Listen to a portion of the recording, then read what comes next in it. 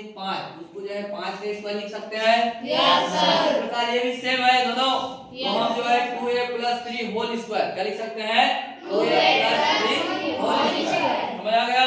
आप देखो ये वाला फॉर्म में आ गया है, a + b होल स्क्वायर वाला। समझ आ गया? Yes sir. हाँ, तो a + b होल स्क्वायर वाला पहले हम जो है सूत्र लिख देंगे। समझ आ रहा है? Yes sir. चूंकि a + b होल स्क्वायर चूंकि a + b whole square is equal to 3 = 2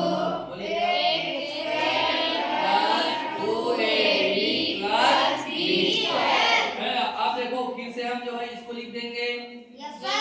में जो है उसको 2a + 3 होल स्क्वायर। अब इसके हिसाब से जमाएंगे। समझ आ रहा है? Yes sir. तो देखो a के स्थान पर 2a है, यस सर। b के स्थान पर 3 है। समझ आ रहा है?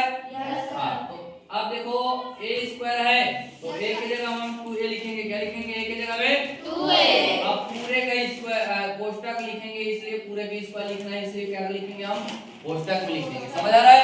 मान लो a बस रहता तब कोष्ठक का प्रयोग नहीं करते, 2 बस रहता तब भी कोष्ठक का प्रयोग नहीं करते। 2 है उसमें, है ना, एक जो है अचर राशि, एक जो है संख्या राशि, है ना। तो कोष्ठक में लिख देंगे 2a²। समझ आ रहा है? Yes sir. प्लस का प्लस, उसके बाद 2, पहले से 2 है ना ऑलरेडी इसमें, है ना, इसमें का 2 नहीं है वो, इसमें पहले से 2 है, यानी 2 है तो 2 लिख देंगे। Yes sir. इनटू a का मान कितना है? 2 है या 2 है? Yes, 2 लिख दिए। उसके बाद गुणित b भी है ना? Yes sir. b भी है यस सर। तो क्या हो जाएगा यहाँ पे? 3 भी लिखेंगे। कितना लिखेंगे? 3 प्लस क्या है? b² है। Yes sir. b का मान कितना है?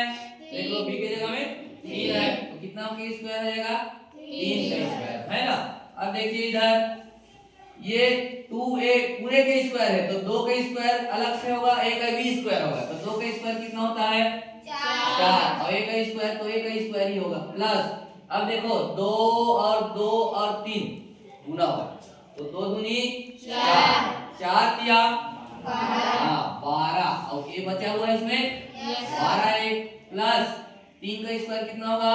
9। समझ आ गया? Yes sir.